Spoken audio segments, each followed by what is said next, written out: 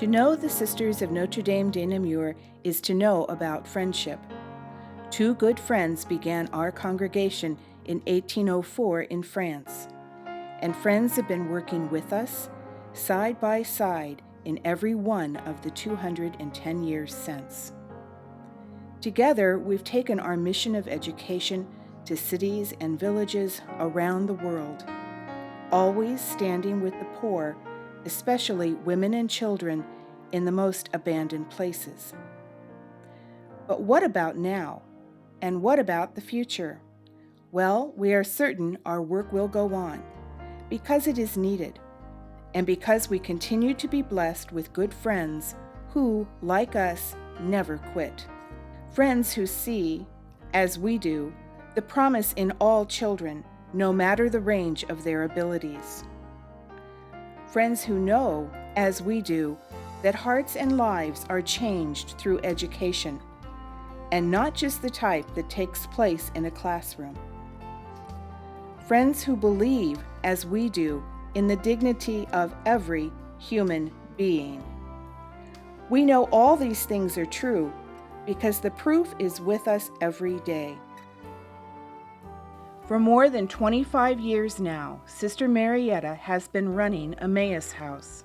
It's a community of 14 single-family homes for women coming from prison or rehab, women who otherwise would have nowhere else to live.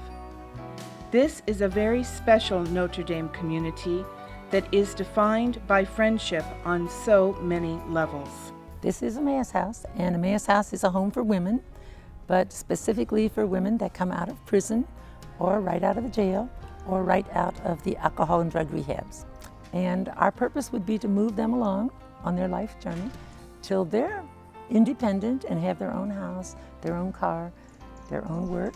So we try to get them into school, we try to get them into college. Last semester we had 6 in college, so that was exciting. And then we have some working on their GED, so that's exciting. And then we have about 8 of them that have jobs. So we're always looking for jobs, looking for people who will hire them. But a lot of it is that they're not job ready yet, So once they're job ready, then they can find a job. And once they get a job, then they can start saving their money and they're ready to get their own place. You get to see them making a new life. I was in prison behind bars, and I had did 22 years. And a lady who's from Saginaw, Michigan, was behind bars with me, and she had told me that I should come home and come to the man's house. So I did. I wrote down the information. So when I came home, I came to the man's house. I called Sister Marietta and told her what day I was getting out of prison and stuff, and she okayed it for me to come. And I came to the man's house.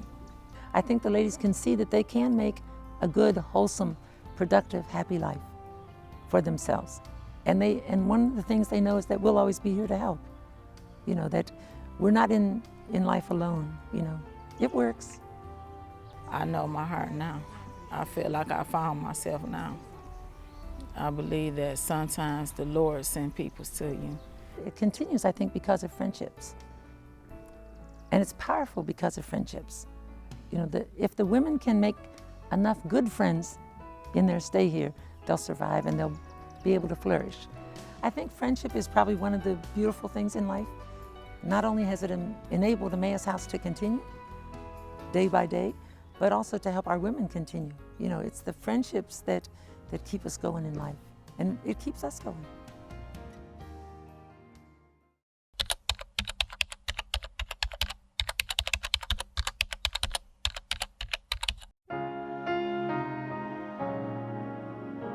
Sister Rebecca knows about friends. She started her ministry in Nicaragua with a new friend she met after a meeting with the Bishop of Matagalpa. Special Families started with an invitation to start a program to work with children who have handicaps. But more importantly, the bishop said he wanted me to work with the families that have children with handicaps. He had seen some families where a special child was born into the family and the family fell apart. And then he said, I've met other families that have a child with a handicap, and those families became much closer. They were able to cope, and they were able to work together because of the handicap of their child. And I started thinking of ideas, and I was really thrilled. And I left the office of the bishop and went to go home, but I got lost. And I thought, wow, here I am, I'm going to start this program, and I can't even find my own home. So as I'm walking, I heard a voice saying, "You look like you're lost." And I looked up, and there was a woman, and she says, "Would you like a glass of water?" And I said, "Oh, sure, I would love a glass of water." So I went up and I met Marlene Hernandez. And ever since then, 18 years ago, Marlene and I have been working together. Marlene is the mother of a child with multiple handicaps. The way to start this program was to do a census, door to door in all of Matagalpa, to get information about families that had children with handicaps. And with that information, we had over 500 families that were identified. We began to use that to visit those families directly in their homes. The biggest need that they talked about was needing therapy for their children, and a place where our children can be safe, where our children can play, and where nobody will make fun of them or make fun of us. We grew organically from the needs of the people. And when you really get a sturdy foundation, then you can really have programs that go more in depth and help. Like we can now have programs with ballet, we can have programs of water therapy. We had a dream to have a place where people with a handicap could come and be accepted. They could come and they could play and they could enjoy their life. So within this park, we have several programs. We have all of the playground equipment, which was all made by people with a handicap. All the paintings were done by our young people, and all of the imaginations came from the mothers. All kinds of people come, and they enjoy it, and we're able to work together, and we have our special education school here, and many times when they're on recess, other schools from Matagalpa rent the park, and together, what do? They get to know each other. They're no longer a person with a handicap and a person that's normal. They're children, and they're playing together.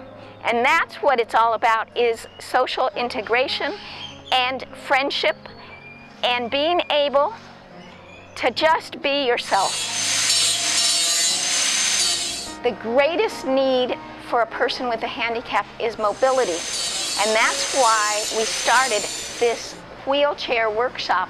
We realized it took months and sometimes even years for somebody to get a wheelchair. And then you would receive this wheelchair and you wouldn't even have a way to fit your child into it. And we have about 24 people that have learned how to adapt wheelchairs. Familias Especiales is our yogurt program. And we really try to be as integrated as possible in special families. And one area of the person with a handicap that needs to be covered is nutrition. We have 14 workers at this point, and all of them understand the nutritional value of yogurt. When we have programs like therapy, we give the children yogurt because it helps them to grow stronger. We also have a program for mothers that are pregnant, so that these women will have a balanced diet and it would be able to prevent any handicaps. There are just a large number of programs that we can now do because we worked on the foundation with our mothers, and our mothers are organized, and they come for the different activities and for the different trainings. And the more that we can train the mothers, the better the situation is going to be for them and for their children. We never said to anybody, look at how poor we are. Look at how poor these children are. Look at the poverty that exists here. what we always said is, look what we're doing together, and if you want to help us, join us.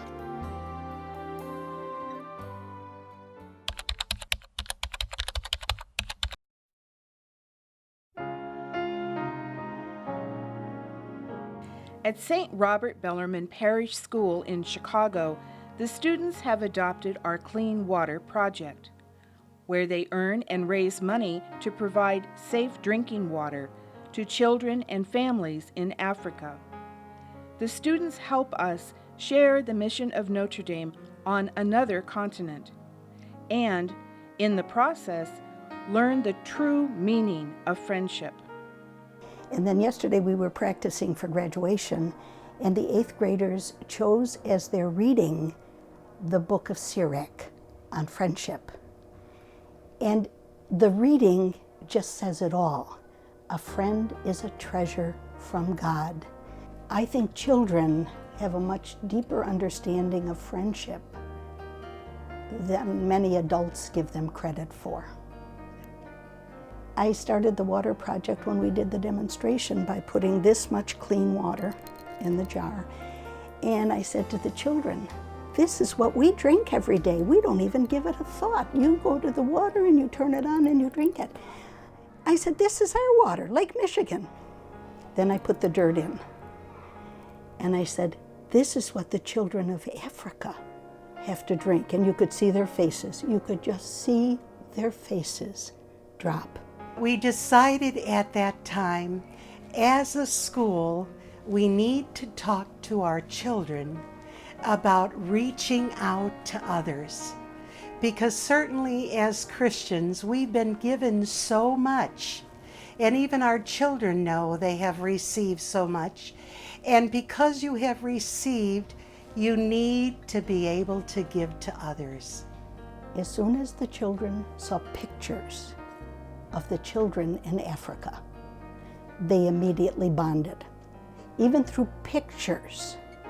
You know, one of the little girls said, look how happy those children are, even though they don't have what we have. And then that led to the lesson about material things don't bring us happiness. And some of the others were just, you could feel the empathy. It was important to me because I wanted to help out with Africa and show my love for them and show that I care for them and that they get water and don't get sick. And the whole concept of that, by giving a dime a day, I was still talking in one of the classes, I think it was the 4th grade. I was still talking, and there's a little girl who always has her hands up, always, no matter what. So I said, she said, I have a dime, I'd like to start. I also asked that when they put their money into the jar, they were to say a prayer for those children, because they need not only water, but they need our love and our prayers that we can send to them. I always tell the children, 3 things will get you through life: your faith, your family, and your friends. And they are truly a blessing from God. We know friends make our mission possible. It's been this way for 2 centuries. It will always be this way. And we believe one other thing. We do not choose our friends. God sends them to us.